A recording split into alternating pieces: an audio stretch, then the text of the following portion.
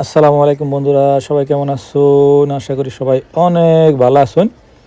আজকে আরেকটা নতুন ভিডিও নিয়ে এলাম আপনাদের নিকে। এই যে দেখুন, আজকে দিনটা কিন্তু অনেক সুন্দর, রৌদ্রোজ্জ্বল একটা দিন। এই দিনে ইতালিয়ানরা বা ইতালির আশেপাশের যে দেশগুলো আছে, ওই দেশের যে ট্যুরিস্ট আছে তারা আসছে এখানে বেড়াইতে, ঘুরতে আসছে।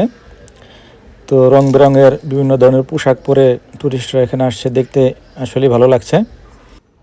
ইউরোপে ভালো ওয়েদার মানে হলো সোনার হরিণ, কারণ হলো এনে ভালো আবহাওয়া থাকেই না। এই মেঘ, এই বৃষ্টি, এই রোদ, যেদিন মনে করেন খুব রোদ থাকবো সেদিন ভালোই গরম টরম পাওয়া যাবো।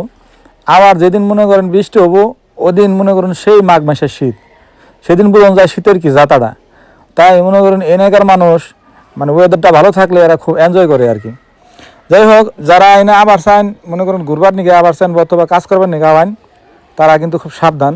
তারা আসলে আপনার মনে করুন আবার নিল সামারে, শীতের সময় আইলে কিন্তু প্রথম শীত, এত শীত কুলাইতে পারবেন না। পরে অবশ্য অ্যাডজাস্ট হয়ে যাবে, কিন্তু প্রাথমিক অবস্থায় কুলাইতে পারবেন না এই আর কি। এখানে আসলে মনে করুন এই 3 দিন ছুটি থাকে, শুক্র শনি রবি। তো এই 3 দিনে এরা মনে করেন যে বয়ে না থেকে এই সময়টা কাজে লাগায়, ঘুরতে যায়, একটা কাজে ব্যস্ত থাকে এই আর কি।